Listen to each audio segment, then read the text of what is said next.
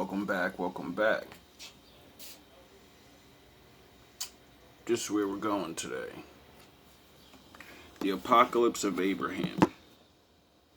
Now, a lot of things are said not to be canon in the Bible, right? You know what I'm saying? Like, we get what they say is, and then there's all these other things that people found, some people faked, some people blah, blah, blah, right? This changed the way I look at things because, when you don't hear stories about the people in the Bible and get context or whatever, then it makes it kind of hard to, I don't know. This is why I believe some of the things I believe, and I'm going to explain why. The Apocalypse of Abraham, Chapter 1. On the day I was guarding the gods of my father Terah and the gods of my brother Nahor, while I was testing which god is in truth the strongest, I, Abraham, at the time when my lot came, when I was completing the services of my father Terah's sacrifice to his gods of wood, of stone, of gold, of silver, of copper, and of iron, having entered their temple for the service, I found a god named Marumath. Now, what you're listening to is the one. You're listening to the story of the one. Abraham is the one. He's the first one. And then other people came and before him, because he's the grandson of Shem, so, I guess Most High, this is the restart. Get it? Life already happened. Most High declared, you're done. I'm going to restart. And then these people, the three and the Noah and all that, and then Abram came. And everyone seemed to forget about God again. See, that's what I hear when I hear this. See, other people's, I don't know how you guys think, but when I start putting the story in perspective by hearing other things, I'm like, wait up. Whoa. That's strange, cause, Carved from stone, fallen at the feet of the iron god Nakin. And it came to pass that when I saw it, my heart was perplexed, and I thought in my mind that I, Abraham, could not put it back in its place alone, because it was heavy, being made of a big stone. But I went and told my father, and he came in with me. And when we both lifted it to put it in its place, its head fell off, even while I was holding it by its head. And it came to pass, when my father saw that the head of his god Marumath had fallen, he said to me, Abraham. And I said, Here I am. And he said to me, Bring me the axes and chisels from the house. And I brought them to him from the house. And he cut another Marumath from another stone, without a head, and he smashed the head that had fallen off Marumath, and the rest of Marumath. Chapter 2. He made 5 other gods, and he gave them to me, and ordered me to sell them outside on the town road. I saddled my father's donkey and loaded them on it, and went out on the highway to sell them. And behold, merchants from Fandana of Syria were coming with camels, on their way to Egypt to buy cochineal from the Nile. I asked them a question, and they answered me. And walking along, I conversed with them. One of their camels screamed. The donkey took fright and ran away and threw off the gods. 3 of them were crushed, and 2 remained intact. And it came to pass that when the Syrians saw that I had gods, they said to me, Why did you not tell us that you had gods? We would have bought them before the donkey heard the camel's voice, and you have had no loss. Give us at least the gods that remain, and we will give you a suitable price. I considered it in my heart. And they paid both for the smashed gods and the gods which remained.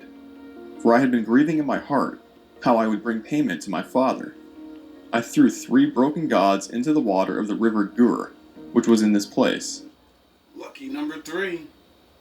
And they sank into the depths of the river Gur and were no more. Chapter 3. As I was still walking on the road, my heart was disturbed and my mind distracted. I said in my heart, "What is the inequality of activity which my father is doing? Is it not he, rather, who is God for his gods? Because they come into being from his sculpting, his planning, and his skill?" And when I heard that, I said, yeah, this guy, he's onto something. Cause see, we're in the future, and if you tell me to bow down to a fucking statue, and you tell me that's the representation of God, we'll laugh in your fucking face and be like, what's your God gonna do? Like, what are you talking about? That's a statue. Tell your God to get up and move around then. I want to see him move around. I don't want to see no spookity dookity nothing. I don't tell the thing to get up. They ought to honor my father, because they are his work. What is this food of my father and his works? Behold, Marumath fell and could not stand up in his sanctuary, nor could I myself lift him until my father came and we raised him up. Oh. And even so, we were not able to do it, and his head fell off of him. And he put it on another stone of another god, which he had made without a head. And the other 5 gods which got smashed in falling from the donkey, who could not save themselves and injure the donkey because it smashed them, nor did their shards come up out of the river. And I said to my heart, if it is so, how then can my father's god Marumath, which has the head of another stone, and which is made from another stone, save a man, or hear a man's prayer, or give him any gift? You do understand with this boy, with the little power of observation and thinking, do you understand that he's finding the Lord? Because in his mind, he's scientifically proven, yo, these people are idiots. My father's a fucking idiot. My father believes that the most powerful thing in the world is in this fucking carving that he made. He made God. But he bows down and thinks the God's gonna... He made it, though. Isn't it supposed to be the other way around? See, that's what happens when you start thinking. Chapter 4. And thinking thus, I came to my father's house, and I watered the donkey and gave him hay. And I took out the silver and placed it in the hand of my father Terah. And when he saw it, he was glad, and he said, "You are blessed, Abraham, by the God of my gods, since you have brought me the price for the gods, so that my labor was not in vain." See, as I was listening to this, not in the faith, but believing in the Creator and shunning the Bible, this is the type of shit that made me go back to the Bible and start studying and realize, don't say you don't like something if you don't know nothing about it. Then don't say nothing about it. Learn about things, then say things about it. Because we all run around with things, yous run around with these things in your houses and all of this and that. And then you say you believe on my father, and my father says, yeah, those things are real. You know, those are representations of my sons. That's why you gotta feed it and leave the flowers, and you gotta light the candles, and the Most High's like, I don't need none of that, dog. I'm everywhere. I get shit pop. You can't make a fucking statue that represents me, dog. I am all things. How you make a statue to represent that? Answering, I said to him, "Listen, Father Terah, the gods are blessing in you, because you are a god for them, because you made them. For their blessing is their perdition, and their power is vain. They did not help themselves. How then can they help you or bless me? I was good for you in this transaction, for through my good sense I brought you the silver for the smashed gods." And when he heard my speech, he became furiously angry with me, because I had spoken. As I got older, and like now, I think back onto that part, and it passed right past my head. You believe in a God, right? And you sell it to other people. You sell your God. Like, think about that. The book doesn't tell me to sell my God to you. He tells me to prove that he's real to you. and harsh words against his gods. Chapter 5. But having pondered my father's anger, I went out. And afterward, when I had gone out, he called me, saying, Abraham.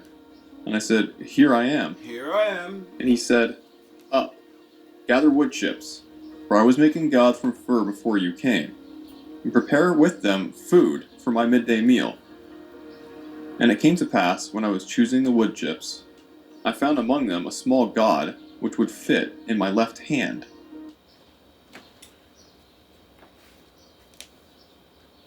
Why does Abraham answer his father the same way Adam answered God? See, when we get called, hey Jay, we don't say, here I am. We say, what?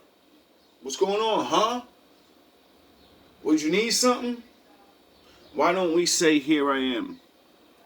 Why don't we slow down and actually think about those words? Here I am. What the Lord say his name was? I am? Oh, alright. And on his forehead was written, God Berisat.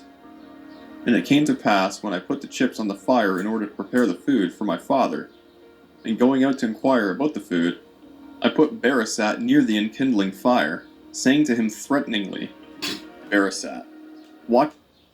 Do you understand what that means? He's going balls deep now. He's like, alright, I'm on to something, and I don't think these things is more powerful as they say.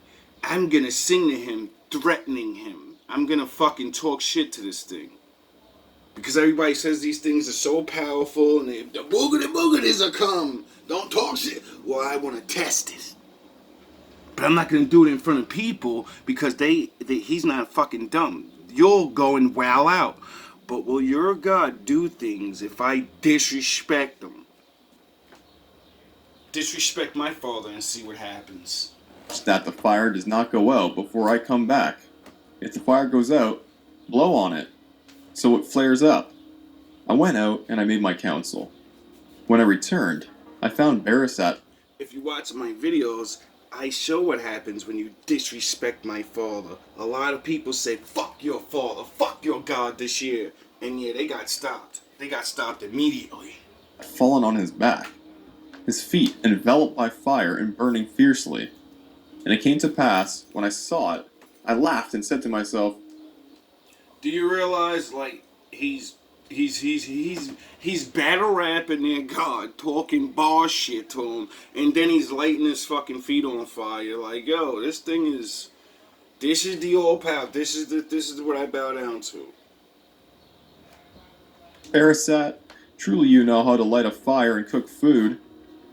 And it came to pass, while saying this in my laughter, I saw that he burned up slowly from the fire and became ashes. I carried the food to my father to eat. I gave him wine and milk, and he drank, and he enjoyed himself, and he blessed Maramuth his god. And I said to him, Father Terah, do not bless Maramuth your god. Do not praise him. Praise rather Berisat, your god, because, as though loving you, he threw himself into the fire in order to cook your food. And he said to me, yo, do you realize this man is standing in front of his father, completely disrespected his God, and I'm not telling anybody to do this. Don't do these things. People take, I'm not saying their gods aren't real or, boogity-boogities won't fuck you up. I'm saying this man is on to something. And he says, that he doesn't, it's not that he doesn't, he knows the gods are real. But he understands they have weaknesses and they can't do certain things. So why would I think you're the one? Yeah, you got power, but you're not daddy. And look at what I do. I disrespect you. He's challenging his father's belief system right now. He's about to sit there and try to break down in his father like, yo, bro, by lying. Because he threw the fucking thing in the fire. But he's going to, because he knows if he tells his father, imagine you going to your parents after you just disrespected their statues and say, yeah, your God threw himself on the fire and cooked your dinner. Yo, yo, bro, you get your head broke open in the black household. You're done. You're out of there. You're good. You're done. You're getting beat to a pulp. You're done. Then for. where is he now? And I said, he is burned in the fierceness of the fire and become dust. And he said, great is the power of Arasat. I will make another today, and tomorrow he will prepare my food. Chapter 6. Yo, let's think this. When I, Abraham, heard words like this from my father, I laughed in my mind, and I groaned in the bitterness and anger of my soul. How many times have you heard someone say some bullshit? How many times have you, as a kid, just seen your parents, talk that shit, but what, and you look at them like, really, dog? Like, you're telling me this, but, yesterday you, don't you realize I can hear through the walls? I said, how then is a figment of a body made by him an aid for my father? Or can he have subordinated his body to his soul to a spirit, and the spirit to stupidity and ignorance? And I said, it is only proper to endure evil, that I may throw my mind to purity, and I will expose my thoughts clearly to him. I answered and said, Father Terah, whichever of these gods you extol, you err in your thought. Behold, the gods of my brother Nahor standing in the holy sanctuary are more venerable than yours. For behold, Zukias, my brother Nahor's god, is more venerable than your god Maramuth, because he is made of gold, valued by man. And if he grows old with time, he will be remolded, whereas Maramoth, if he is changed or broken, will not be renewed, because he is stone. What about Yav, the god on the other god, who stands with Zykias? For he is also more venerable than the god Barasat. He is carved from wood and forged from silver, because he too is a term of comparison, being valued by man according to external experience. But Barasat, your god, when he was still not carved, rooted in the earth, being great and wondrous, with branches and flowers, and praise, but you made him with an axe, and by your skill he was made a god. And behold, he is already dried up, and his fatness is perished. He fell from the height to the earth. He came from greatness to smallness, and the appearance of his face wasted away. And he himself was burned up by the fire, and he became ashes, and is no more. And you say, let me make another, and tomorrow... Do you realize he's describing, science and reality to his father? He's like, yo, bro, you went and got that off a tree. You went and chopped down a tree out of its greatness and glory, that it's connected to the earth, and it's doing all its wonderful things and providing things, and then you reduce that. Get it? Like how people say the spirit of the earth and stuff, and then you made a lesser god out of it. You made it fall. And now it fell so much that it could be destroyed by the fire. You know what I mean? So it's no longer... You understand this, right? He will make my food for me. But in perishing, he left himself no strength for his own destruction. Chapter 7. Or this is it I common say, sense? Fire is more venerable in formation, for even the unsubdued things are subdued in it, and it mocks that which Do you understand now? He's like, y'all wood gods and the earth god or whatever. Like, you know what I mean? I don't mean disrespect anybody believes in things like that, because I'm not here to disprove or nothing. I'm here to use my brain like my ancestor did. And he's like, yo, bro, yo, daddy, you're making this thing out of a tree, but the fire god will just burn that up. Like, what? Why would I even, you know what I mean? Like, perishes easily by means of its burning. But neither is it venerable, for it is subject to the waters. But rather, the waters are more venerable than it, because they overcome fire and sweeten the earth with fruits. oh. But I will not call them God either, for the waters subside under the earth and are subjected to it.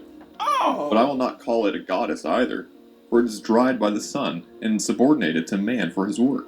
Do you realize he's going to everything in the fucking reality that he knows of, and he's saying, this can't be the Most High, this can't be the Most High, because this is subduing this is ruled by this is stuck on that is this is the, what is he? There has to be, what is God? Do you understand he's thinking? More venerable among the gods, I say, is the sun, for with its rays it illuminates the whole universe and the various airs. Oh. Nor will I place among the gods the one who obscures his course by means of the moon and the clouds. Nor again shall I call the moon or the stars gods, because they too at times during the night dim their light. Listen, Terra, my father, I shall seek before you the God who created all the gods, supposed by us to exist. Oh! For who is it, or which one is it, who made the heavens crimson and the sun golden? Yes! Who has given light to the moon and the stars with it? Yes! Who has dried the earth in the midst of the many waters? Yes! Who set you yourself among the things, and who has sought me out in the perplexity of my thoughts? Who started everything? Who made this? Who made that? Who made you? Who placed this all together? Who is beckoning in my thoughts? I feel something. He's calling me. You do realize that's what he said, right? Who has dried the earth in the midst of the many waters? Who set you yourself among the things, and who has sought me out in the perplexity of my thoughts? Yes. Only God will reveal himself, by himself, to us. Yes. Chapter 8. And it came to pass, as I was thinking things like these with regard to my father Terah in the court of my house, the voice of the Mighty One came down from the heavens in a stream of fire, saying and calling, Abraham, Abraham. And I said, Here I am. Here And I he said, am. You were searching of the God of gods, the Creator, in the understanding of your heart. I am he. Go out from Terah your father, and go out from the house, that you too may not be slain in the sins of your father's house. Do you understand that the Creator, Big Dog, Most High is watching the whole time, and everyone forgot him again somehow? You know, he just finished everybody. I'm sure everybody learned their lesson. I'm sure whoever survived, they were like, yeah, we're gonna carve big stones and stories and remind everybody, don't do things because the world got flooded. I wonder if we do have carvings and stories in every single faith, religion, people. Nobody doesn't believe that happened. Nobody doesn't warn their descendants, if you fuck around, you're gonna find out. Now, do you understand that my daddy's literally watching down and he's waiting for somebody to find him? He could reveal himself if he wants. He's the Most High, but no, this is a fucking man's game, baby. This is a thinking. This is a who the fuck doesn't have time to think? Everyone gets that chance. But what do you think of? I think of him. And it came to pass as I went out, I was not yet outside the entrance of the court, that the sound of a great thunder came, and burned him and his house and everything in his house down to the ground, 40 cubits. Chapter 9. So, he finds the Most High not actually talking to the Most High, thinking of what the fuck is really going on, and this is bullshit. I can't figure it out though. There's something. There's somebody. There's something that did this. Because I believe in these God things, and I see the power, I see the power of this and the power of that, but all of these things have to share time. One thing is not truly the strongest. It always can be subdued or so what is setting the cycles of the day in the winter, in the summer? What the fuck is going on? Everything is like on a clock. Somebody had to create the creations. Why doesn't he reveal himself? And then the Lord revealed himself to him and said, yeah, congratulations. Congratulations, dog. You're the one. Then a voice came to me speaking twice, Abraham, Abraham. And I said, Here I am. Here And I he said, am. Behold, it is I. Fear not, for I am with you. For I am before the ages, even the mighty God who created the first light of the world. I am your shield and your helper. Yes. Go, take me a young heifer of 3 years, and a she-goat of 3 years, and a ram of 3 years, a turtle dove and a pigeon, and bring me a pure sacrifice. And in this sacrifice I will lay before you the ages to come, and make known to you what is reserved. And you shall see great things which you have not hitherto seen, because you have loved to search me out, and I have named you my friend. But abstain from every form of food that comes forth out of the fire. Do you realize this is the first man that became the friend of the Lord again? Do you realize this? But he's not like, he's not a super scholar. He's not a man of prestige and whatever. His father's a fucking... he runs a shop making fucking statues and shit. Selling them. Sending his son on the road to the marketplaces. So he's basically like an average man.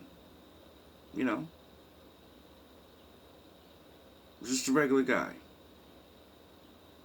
that figured out the greatest thing ever.